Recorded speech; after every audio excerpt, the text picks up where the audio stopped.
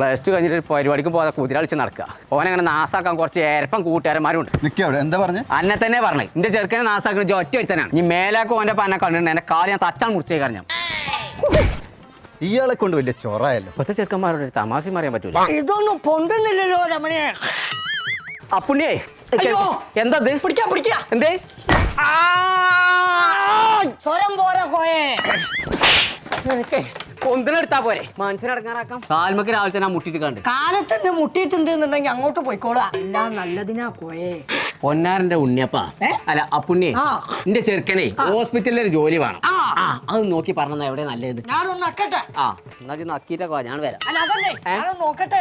ശരി കോയെ ഹോസ്പിറ്റലല്ലേ കോയെ ഡോക്ടർ ആവണോ? വേണ്ട നഴ്സ് ആവണോ? ആവാൻ പറ്റില്ലല്ലോ. എന്നാ ഫാർമസിയിൽ ഒരു ഒഴിവുണ്ട്. അത് തീരെ പറ്റൂല. തീരെ പറ്റൂലെങ്കിൽ മോർച്ചറിയിൽ